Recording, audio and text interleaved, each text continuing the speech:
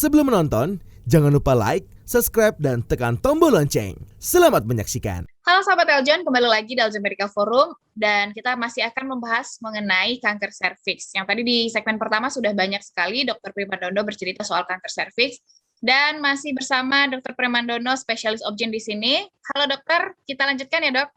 Iya, baik, siap. Oke.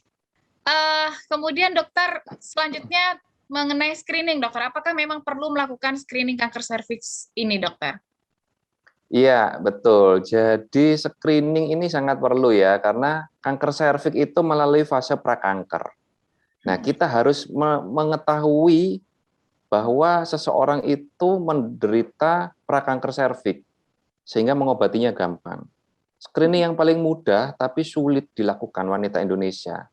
Jadi saya sejak 2016 itu saat Pak Dekarwo sebagai gubernur, itu saya dan tim-tim dan teman-teman sering melakukan penyuluhan, ya termasuk dari Facebook, Instagram, atau langsung kita sebelum pandemi kita langsung ketemu siapapun yang mengundang kita, atau kita sendiri proaktif ke ibu-ibu PKK, ke istri-istri pejabat, dharma wanita, istrinya BUMN, polisi, tentara, dan sebagainya.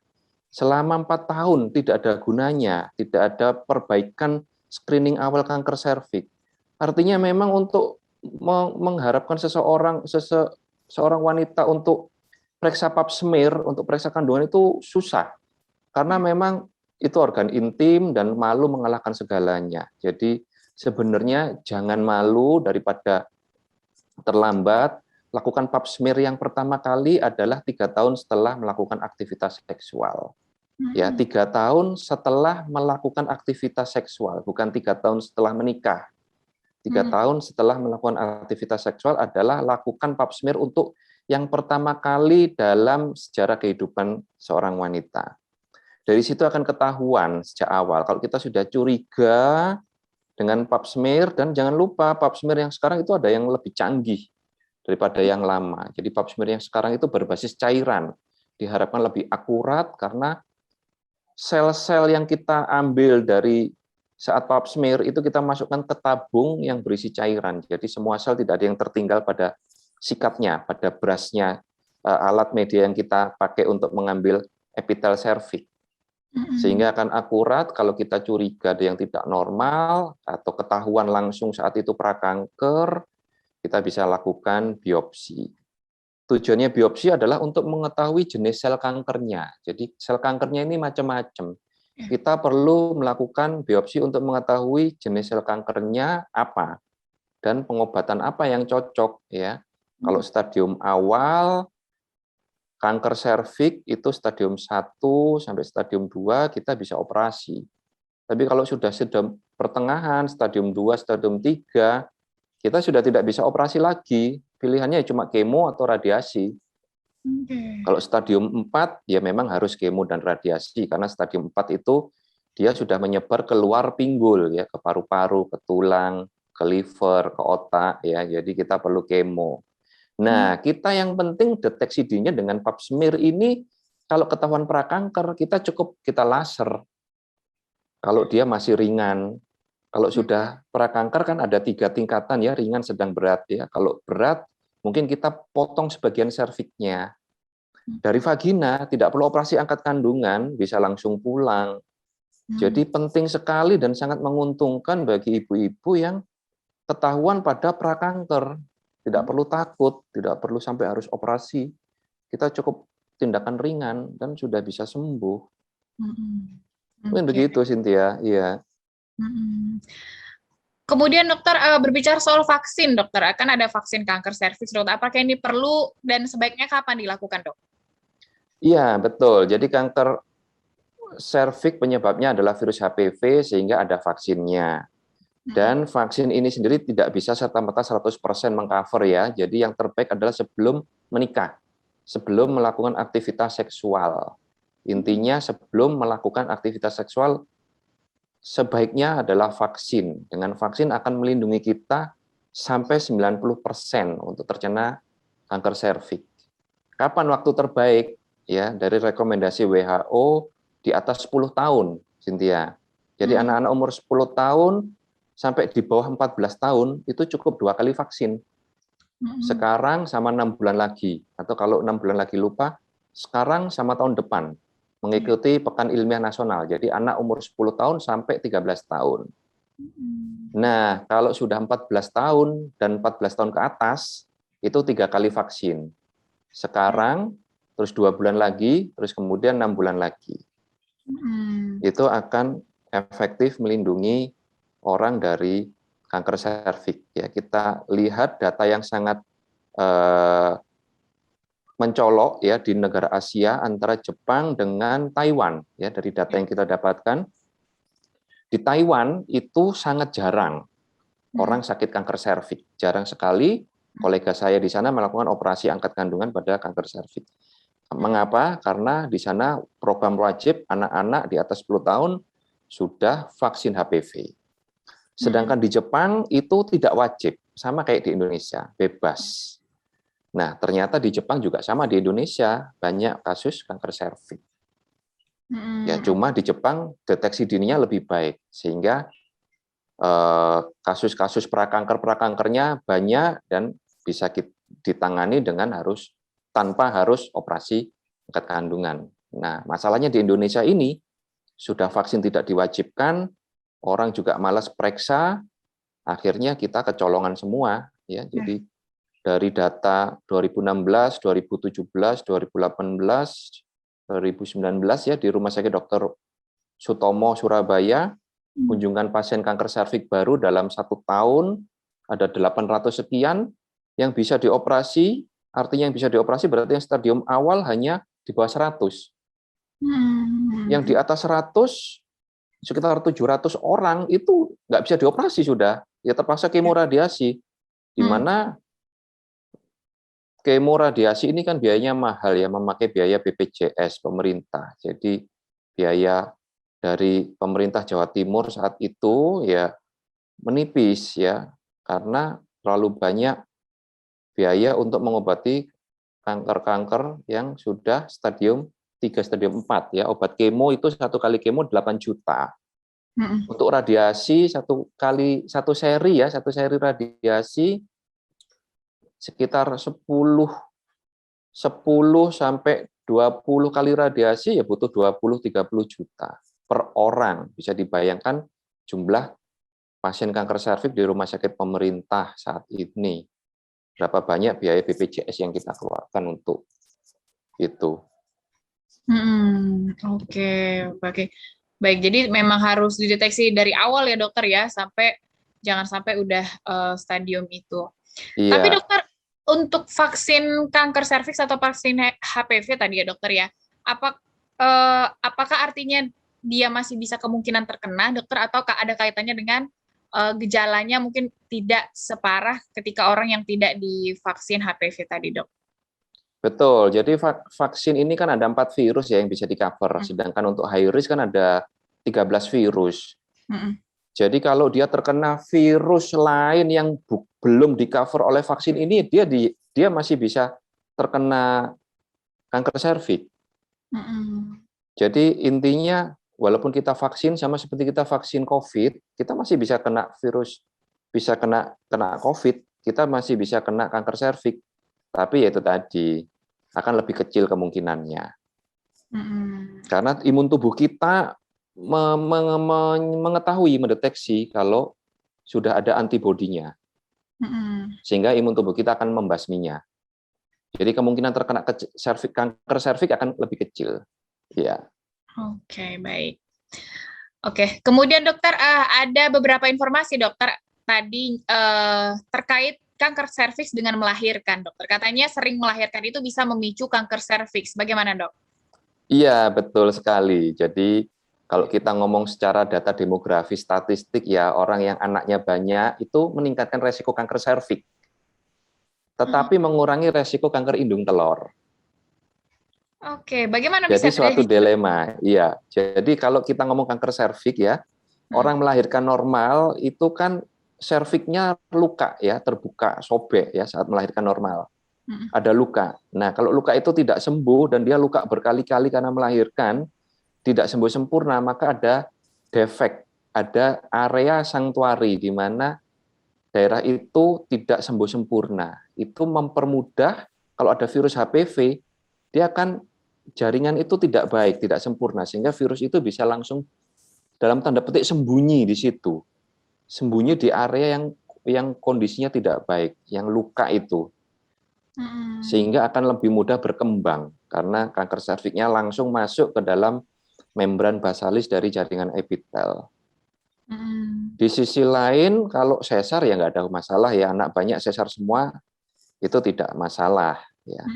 Kalau kita ngomong kanker indung telur, nah selama orang itu hamil maka dia tidak ovulasi, sel telurnya tidak pecah, indung telurnya tidak luka. Selama 9 bulan sel telur itu istirahat. Selama 9 bulan indung telur tidak ada berdarah, tidak rusak, tidak pecah, sehingga semakin sering wanita itu punya anak, maka resiko indung telur yang luka itu semakin kecil. Sehingga kalau indung telur lukanya sedikit atau jarang, maka resiko untuk terjadi kerusakan dari sel telur semakin kecil. Kalau kerusakannya semakin jarang, semakin kecil, maka kanker indung telur semakin jarang juga. Jadi begitu penjelasannya. Oke, jadi ada kaitannya ya dokter ya. Di sisi lain mungkin akan menghambat kanker serviks, tapi juga tadi ternyata ada kaitannya dengan kanker indung telur. Iya, betul. Oke. Kemudian dokter masih soal kehamilan. Katanya kehamilan masa muda bisa sebabkan kanker serviks juga, dokter.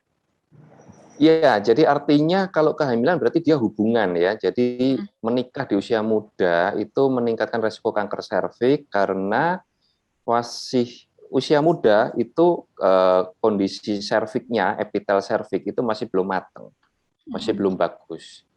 Jadi kalau menikahnya masih umur-umur di bawah 17 tahun itu ya pada orang tertentu akan menyebabkan lebih mudah terkena kanker serviks. Karena epitelnya, kandungannya belum kuat, belum matang untuk menerima serangan dari pihak suami. Ya, jadi penyebabnya adalah hubungan suami istri yang terlalu dini meningkatkan kanker serviks. Betul. Oke. Kemudian dokter, pengobatan, dokter, seperti apa pengobatan dari kanker serviks? Ya, jadi pengobatan kalau prakanker itu gampang ya, kita laser bisa, kita potong sedikit bisa ya. Kemudian kalau kanker serviks stadium 1 sampai stadium 2A itu kita operasi angkat kandungan. Kalau stadium 2B itu kita kemoterapi, baru kita operasi angkat kandungan. Kalau stadium 3, stadium 4 sudah tidak bisa kita operasi. Jadi stadium 3 dan stadium 4 hanya bisa kita kemo dan kita radiasi ya. Jadi ibaratnya sel kankernya ini kita tidurkan. Kalau Ya. untuk angkat kandungan, dokter, artinya dia tidak bisa punya anak lagi, dokter? Betul. Jadi yang kita angkat serviknya, rahim, indung telur kita angkat semua. Tapi kalau masih muda ya terpaksa indung telur kita tinggalkan. Jadi serviks ini kan menggabung dengan rahim ya. Jadi kalau stadium awal sudah tidak punya keinginan untuk punya anak lagi, yang terbaik ya diangkat semua supaya tidak ada resiko kambuh di kemudian hari. Tapi kadang-kadang kita menerima usia muda 26 tahun, 27 tahun, 30 baru menikah, belum punya anak, sakit kanker serviks. Jadi ya terpaksa serviksnya saja yang kita potong. Jadi seperti ke atas vagina kita potong sampai batas serviks dengan rahim itu kita potong. Sehingga rahim langsung kita sambung lagi ke vagina. Nah, nanti karena sudah tidak punya serviks, kalau pasien ini hamil, dia resiko kegugurannya lebih besar. Sehingga saat hamil 16 minggu, biasanya rahim sisi bawahnya ini kita ikat. Kita operasi laparoskopi untuk kita ikat serviksnya supaya tidak mudah terbuka. Kalau terbuka takutnya keguguran, brojol bayinya. Karena serviksnya udah tidak ada. Oke, baik. Tapi dokter, pengobatan ini misalnya di prakanker gitu ya dokter ya, atau misalnya dia sudah stadium berapa, kemudian akhirnya dilakukan pengobatan, bisa kembali lagi dok setelah diangkat?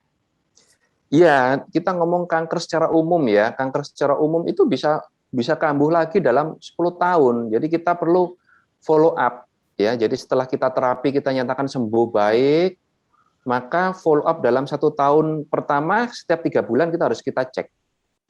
Nanti di tahun kedua mungkin setiap 4 bulan kontrol. Di tahun ketiga setiap 6 bulan kontrol. Di tahun keempat, kelima, keenam mungkin setiap tahun harus kontrol. Karena ya kanker is kanker, jadi ada kemungkinan kambuh lagi bisa. Apalagi yang paling sering kambuh itu kanker indung telur. Itu sangat mudah kambuh.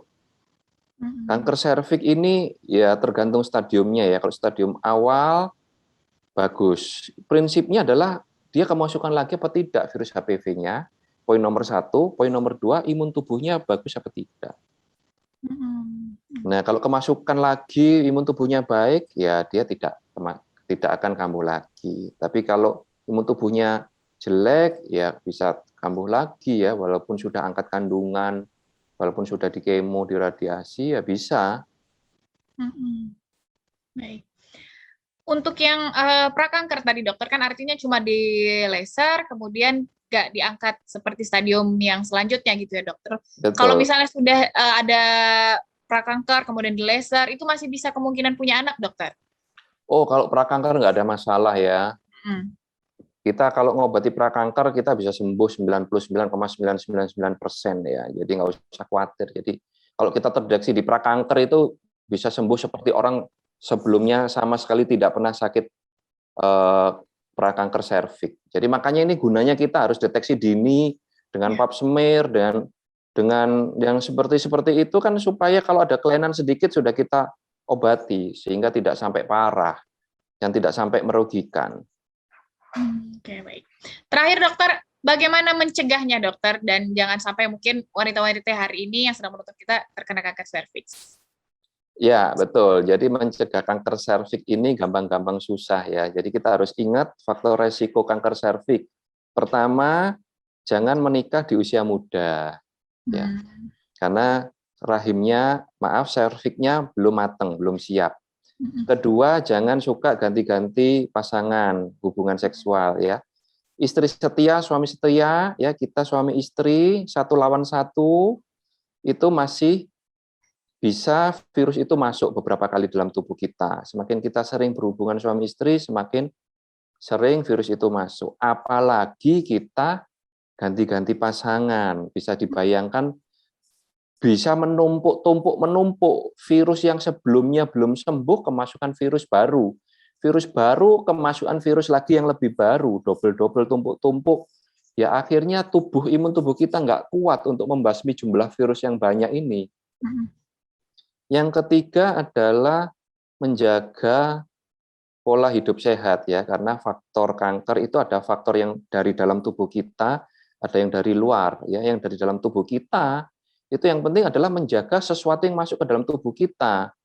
Jangan makan sembarangan pengawet, pewarna, bahan-bahan yang mengandung karsinogenik ya.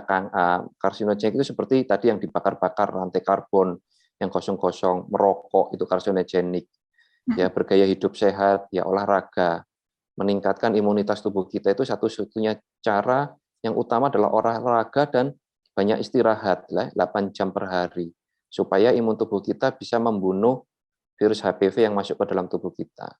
Karena ya kita tidak bisa benar-benar menghindari, kita seorang istri tidak bisa menghindari virus HPV itu tidak masuk ke dalam tubuh kita, karena virus itu sewaktu-waktu akan masuk karena terdorong oleh hubungan suami istri itu kan, sehingga yang perlu dijaga adalah imunitas tubuh kita harus baik ya.